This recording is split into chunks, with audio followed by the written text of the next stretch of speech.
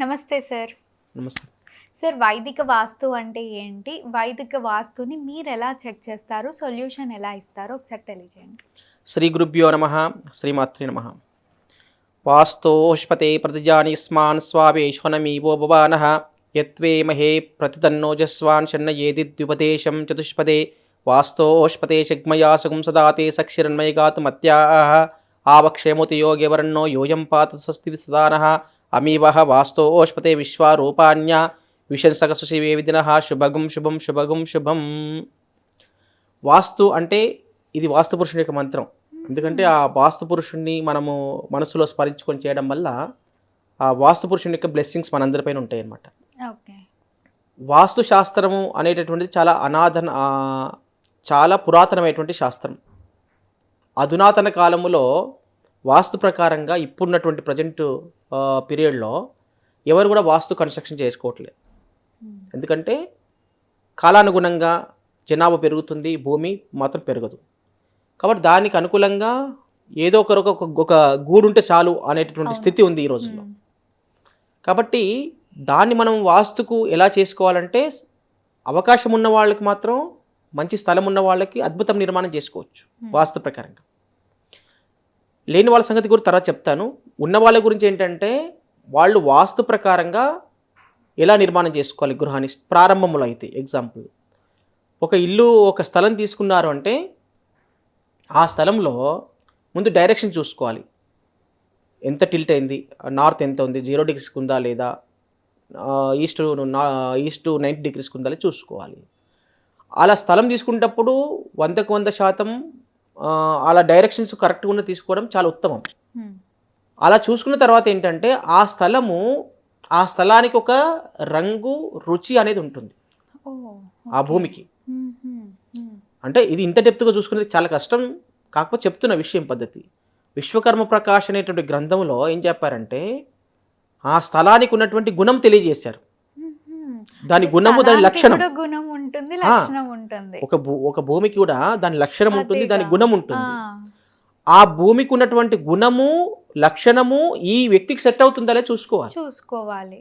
అలా చూసుకొని ఆ భూమికి సంబంధించినటువంటి వీళ్ళకి మ్యాచ్ అయితే ఆ స్థలాన్ని వీళ్ళు తీసుకోవాలి. అప్పుడే కొనాలి, లేకపోతే కొంటే అక్కడ డిస్టర్బెన్స్ ఉంటాయి, కలిసి రాదు. ఇది ఒక పాయింట్. రెండోది వచ్చేసి ఏంటంటే ముందు అది చతురస్రాకారంలో ఉందా లేదా, దాని సైజులు చూసుకోవాలి ప్రధానంగా. అంటే కరెక్ట్ ప్రాపర్ సైజులు ఉంటాయి కొన్ని. ఇప్పుడు ఎగ్జాంపుల్ 40-50 ఉందనుకోండి, మంచి సైజులు అవి. 30-60 ఉన్నాయి అనుకోండి, కొంచెం దీర్ఘ చతురస్రాకంగా వస్తుంది. లేదు, మామూలు సైజ్, దాని యొక్క యాంగిల్స్. అంటే మనం ఏంటంటే మామూలు చతురస్రాకారము, దీర్ఘ చతురస్రాకం చెప్తున్నాం కదా, అలాంటి పద్ధతి ప్రకారంగా ఒక యాంగిల్లో ఉన్నటువంటివి తీసుకోవాలన్నమాట. కరెక్ట్ సైజులు తీసుకోవాలి. ఇప్పుడు 50-60 ఉందనుకోండి, మంచి ఫ్లాట్ సైజ్ అది. కాబట్టి అలాంటివి తీసుకొని కన్స్ట్రక్షన్ చేసుకోవడం వల్ల ఏంటంటే దాంట్లో మనకు ఎంట్రన్స్ ఎక్కడ పెట్టుకోవాలి, అది కరెక్ట్ ఎంట్రన్స్లో వస్తాయి. రెండోది ఏంటంటే అక్కడ 45 దేవతాస్ అని ఉంటారు. 45 దేవతాస్లో మనకి ఒక్కొక్క దేవతా స్థానంలో ఏమేమి రావాలి నిర్మాణంలో. అంటే స్థలానికి కూడా ఒక్కొక్క దేవత 45 అంటే 45 దేవతాస్ అంటే ఒక స్థలాన్ని తీసుకొని మనం ఒక బౌండరీ వేసుకున్నప్పుడు అక్కడ వాస్తు పురుషుడు నిర్మాణమై ఉంటాడు. ఆ వాస్తు పురుషుని పైన 45 దేవతాస్ ఉంటారు. ఆ 45 దేవతాస్లో ఒక్కొక్క దేవత గుణము ఒక్కొక్క రకంగా ఉంటుంది. ఒక్కొక్క ఎనర్జీ ఇస్తుంది, ఒక్కొక్క డిస్టర్బ్ చేస్తుంది, ఒక్కొక్కటి మంచి చేస్తుంది. కాబట్టి ఏ దేవతలు ఏ ఎనర్జీ ఇస్తున్నారు, ఏ స్థలంలో ఏం పెట్టుకోవాలి అక్కడ అనేటువంటి నియమం ఉంటుంది. ఆ నియమానుసారంగా ఎవరైతే కన్స్ట్రక్షన్ చేసుకుంటారో వాళ్ళకి ఎలాంటి ఇబ్బందులు రావు భవిష్యత్తులో. ఇప్పుడు తూర్పు ఎంట్రన్స్ ఉందనుకోండి, అక్కడ జయంత దేవత అని ఉంటారు. ఆ జయంత దేవతలో మనం ఎంట్రన్స్ పెడితే మనకు అట్లా వచ్చేపోయే ఎవరైతే వ్యక్తులు ఇంటి యజమానులు ఉన్నారో వాళ్ళకి జయం కలుగుతుంది. ఎప్పుడు బాగుంటుంది. అదే పక్కన ఇంకొకటి, దాని పక్కనే సూర్య అనే స్థానం ఉందనుకోండి, ఆ సూర్య అనే స్థానంలో పెట్టారనుకోండి ఎగ్జాంపుల్, ఆ సూర్య అనే స్థానంలో పెడితే వాళ్ళ ఇంట్లో అందరికి కోపం వస్తుంది. మా ఇంట్లో అందరి కోపం ఉంటుంది. నేను ఈ మధ్యన ఒకటి ఇక్కడ సంగారెడ్డి దగ్గర ఒక విలేజ్కి వెళ్ళి నేను వాస్తు చూశాను. ముత్తంగి ఆ ఊర్లో ఏంటంటే ఆ ఇంట్లో నేను నా మామూలుగా యూట్యూబ్ చూసి ఆయన చూసి వచ్చారు. వాళ్ళ ఇల్లు చెక్ చేసుకున్నారు. వాస్తు రెమెడీ కూడా చేసేది. ఉమ్, నేను వాళ్ళ ఇంట్లో నేను ఎప్పుడు వెళ్ళి చూడలేదు కదా, వాళ్ళ మనుషులు ఎలాంటి వాళ్ళు నాకేం తెలుసు. వాళ్ళ వాస్తు ప్రకారంగా ప్లాన్ వేసుకున్నప్పుడు సూర్యస్థానంలో ఎంట్రన్స్ మెయిన్ గేట్ వచ్చింది. ఆ మెయిన్ గేట్ వచ్చినప్పుడు ఏంటంటే మీ ఇంట్లో అందరికి కోపం ఉంటుందా అని అడిగాను. అందరికి విపరీతమైన కోపం అండి అని చెప్పారు. అంటే అట్లా అంటే వాస్తు ప్రభావం అంతగా ఉంది. ఎందుకంటే వాస్తు లేదు అనేటటువంటి కొట్టిపారేసేటువంటి మేధావులకు నేను ఒకటే చెప్తున్నా ఏంటంటే, మీరు ప్రాక్టికల్గా ఎవరి ఇంట్లోనన్నా వాస్తు చూసారా, మీరు దాన్ని స్టడీ చేశారా, ప్రాక్టికల్ స్టడీ చేశారా? చేయనప్పుడు మీకు ఎట్లా వాస్తు నుంచి ఎందుకు విమర్శిస్తారు? అవును. ఉమ్, నువ్వు దాంట్లో వెళ్ళి కొంతమంది క్లయింట్స్ చూసి ఇగో ఇది ఇది ఈ ప్రాబ్లం వల్ల ఈ వాస్తు దోషం వల్ల మీకు ఇది ఏర్పడ్డది, అది నేను వాస్తు రెమెడీ ఇచ్చిన తర్వాత వాళ్ళు రెటిఫై ఏం రాలేదనేటువంటి నీకు అనుభవంలోకి ఉండాలి కదా. అవును. అప్పుడు నువ్వు వాస్తుని కొట్టి పడేసేయాలి. నువ్వు ఒక యంత్రంలో ఉన్న శక్తిని నీకేం తెలుస్తుంది, ఆ యంత్ర శక్తిని అక్కడ ఉన్న ప్రాబ్లమ్స్కు. ఇప్పుడు డాక్టర్ దగ్గరికి వెళ్ళారు, మీరు హెడేక్ వచ్చిందని వెళ్ళారు. హెడేక్ వచ్చింది ఏ కారణం చేత రావచ్చు అది, కానీ ఆయన హెడేక్ సంబంధించినటువంటి ఒక మెడిసిన్ ఫార్ములాతో మెడిసిన్ తయారు చేసి ఉంటారుగా. ఆ మెడిసిన్ ఆ ట్యాబ్లెట్ వేసుకున్నప్పుడు మీకు రిలీఫ్ వస్తుందా లేదా? ఖచ్చితంగా వస్తుంది. ఎందుకు మరి ఒక మెడిసిన్కే ఒక ఇప్పుడు అలోపతిక్ అనేటటువంటి మెడిసిన్ కొన్ని చాలా తక్కువ సంవత్సరాల్లో వచ్చింది. ఆయుర్వేదం ఎప్పటి నుంచో ఉంది. ఏదో ఒక 100 years లోపలే ఉంటుంది అలోపతి, బిలో 100 years. అలాంటి ఒక మెడిసిన్ తయారు చేసినప్పుడు అది వేసుకుంటే నీకు రిలీఫ్ వస్తుంది అన్నప్పుడు వాస్తుశాస్త్రం ఇప్పటిదేం కాదుగా, కొన్ని లక్షల సంవత్సరాలది కదా. అవును సార్. ఆ రోజు విశ్వకర్మ పరమాత్ముడు కానీ, నల్లుడు నిలుడు కానీ ఆ రోజున ఇప్పుడు ఇది మన తమిళనాడులో వెళ్తే అది మనకి ఇది వేస్తుంటాం కదా, ఏంటి మన ఇది వంతెన ఉంది కదా, దాంట్లో పేరేంటి, వంతెన పేరు ఇది కట్ చేయాలి తర్వాత, వంతెన పేరు. ఇప్పుడు రాముడు లంకకి వెళ్ళాలంటే ఆ లంకకి వెళ్ళడానికి ఒక దారి వేస్తారు కదా. అవును. ఆ రామసేతు, ఆ రామసేతును ఎలా నిర్మాణం చేశారు వాటర్లో, ఎంత టెక్నాలజీ అప్పుడే ఉంది కదా. ఆ రామసేతును ఇక్కడ రామేశ్వరం నుంచి ఇక్కడ నుంచి మన దగ్గర నుంచి మన శ్రీలంకకి వెళ్ళాలి దారి. హనుమంతుడైతేనేమో వాయు రూపంలో ఆయన పైకి వెళ్ళిపోయాడు, అలా వెళ్ళగలుగుతాడు ఆయన. కానీ మిగతా వాళ్ళందరూ నడవాలంటే ఏం కావాలి, వంతెన కావాలి. వంతెన కావాలంటే ఏమి లేకుండా ఒక రామనామ జపం చేసి ఆ యొక్క ఇటుకని, ఆ యొక్క రాయిని దాంట్లో వేయడం వల్ల అది నీళ్ళలో తేలి ఉందా? అవును. మరి ఇంత టెక్నాలజీ ఆ రోజుల్లో ఉంది కదా, అది వాస్తే కదా, అది మంత్రశక్తే కదా. అవును. మరి ఒకటి నీటిపైన తేలేటటువంటి ఒక రాళ్ళని ఆ రోజున మన వాళ్ళు ఉపయోగించారన్నప్పుడు ఈ రోజున వాస్తు వాళ్ళకి ఎట్లా క్వశ్చన్ చేస్తారు చెప్పండి. అదే. కాబట్టి నేనేమంటున్నానంటే వాస్తు అనేటటువంటిది సూర్యరశ్మి ఇంట్లోకి రావాలి, వెలుతురు రావాలి, ఇవి ప్రధానంగా అవి 2 విషయాలు. వాటి వల్ల కూడా కొన్ని వాస్తు దోషాలు కొట్టేస్తాయి.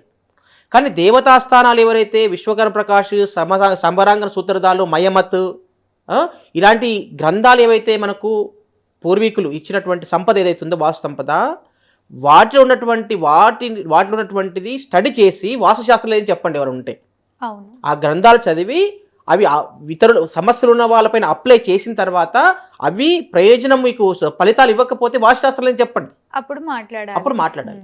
సో ఇంట్లో కూడా ఒక 3 పిల్లలు ఉంటే పెద్దవాళ్ళు సక్సెస్ అయ్యి చిన్నవాళ్ళు సక్సెస్ రాకపోవడము ఇలా జరుగుతుంది. దీనికి కూడా వాస్తు కారణం అంటారా? ఇప్పుడు పిల్లలంతా ప్రయోజకులు కావాలంటే ముఖ్యంగా చెప్పాలంటే నార్త్ వెస్ట్ బాగుండాలి.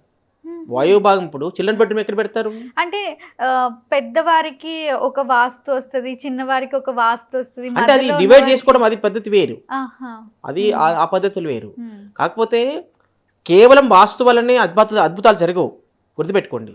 వాళ్ళు పుట్టినటువంటి సమయాన్ని బట్టి, లగ్నాన్ని బట్టి, గ్రహస్థితులను బట్టి కూడా వాళ్ళ లైఫ్ ఉంటుంది. అవును సార్. ఒకరికి వృత్తి స్థానంలో గ్రహాలు అనుకూలంగా ఉన్నాయి అనుకోండి, పుట్టిన గడియలను బట్టి ఆ వృత్తి స్థానంలో మంచి గ్రహాలు ఉంటే వాడికి జాబ్ అనేది స్టెబిలిటీగా ఉంటుంది, ఆ జాబ్లో ఉన్నత స్థానానికి వెళ్ళిపోతాడు. ఒకరికి వ్యాపార స్థానం బాగుంది అనుకోండి, వ్యాపార గ్రహాలు అనుకూలంగా ఉన్న జాతకంలో వాడు వ్యాపారంలో వృద్ధిలోకి వచ్చేస్తారు. ఒక వ్యాపారం చేస్తున్నప్పుడు అనుకూలమైన వ్యాపారం చేస్తే. అలాగా కేవలం ఒక వాస్తు వలన కానీ కేవలం ఒక జ్యోతిష్యం వలన కానీ సత్ఫలితాలు పూర్తిగా 100% అని చెప్పడానికి రాదు. ఏ జ్యోతిష్యం చెప్పలేడు, ఏ వాస్తు పండితుడు చెప్పలేడు. కాబట్టి వాస్తు యొక్క ప్రభావం ఉంటుంది వ్యక్తి పైన, జ్యోతిష్యం యొక్క గ్రహాల యొక్క ప్రభావం ఉంటుంది. కాబట్టి రెండింటిని బ్యాలెన్స్ చేసుకున్నప్పుడే సరైనటువంటి ఫలితాలు వస్తాయి. కాబట్టి ఈ స్థానము తమ్ముడు గొప్పోడయ్యిండు, అన్న చండాలుడు అయిపోయిండు, నికృష్టుడైపోయిందంటే వాస్తు లోపాల వల్ల కూడా కావచ్చు, లేదంటే జ్యోతిష్య ఫలితాలు అలా ఇస్తే అలా కూడా అవుతారు. పుట్టిన గడియలు అనుకూలంగా లేకపోతే ఏమవుతుంది? ఇప్పుడు అందరు నరేంద్ర మోడీ కాలేరు, అందరూ అంబానీ కాలేరు, అందరు చిరంజీవి కాలేరుగా. ఎవరికి అనుకూలంగా వాళ్ళకి ఆ వాస్తు ప్రభావం ఉండాలంటే కూడా మీ యొక్క పూర్వజన సుకృతం కూడా కావాలి. ఎందుకంటే నువ్వు చేసినటువంటి దుష్కర్మలు సుకర్మలు ఏవైతే ఉన్నాయో గత జన్మలో అవన్నీ కూడా ఇప్పుడు అప్లై అవుతాయి. కాబట్టి ఒకరు రోడ్డు మీద బతుకుతున్నారు, ఒకరు ఆడుకొని తినుకొని బతుకుతున్నారు, ఒకడేమో దానం చేస్తున్నాడు, ఒకడేమో దానాలు చేస్తున్నాడు, ఒకడేమో అడుక్కొని తింటున్నాడు, రకరకాల వాళ్ళు ఉన్నారుగా. కాబట్టి ఇవన్నిటికీ కారణం ఏంటంటే గ్రహాల యొక్క స్థితిగతులు, చేసుకున్నటువంటి కర్మ ఫలాలు అనేక రకాలుగా ఉంటాయి. ఇప్పుడు వాస్తు మొత్తం సెట్ చేసుకున్నాడు, జ్యోతిష్యం కూడా పర్ఫెక్ట్ చేసుకున్నాడు, ఇంకా సమస్య ఉందని చెప్పుకోవచ్చు కొంతమంది. అవును, కారణం ఏంటంటే కర్మ, పూర్వజన్మ కర్మ అనేది.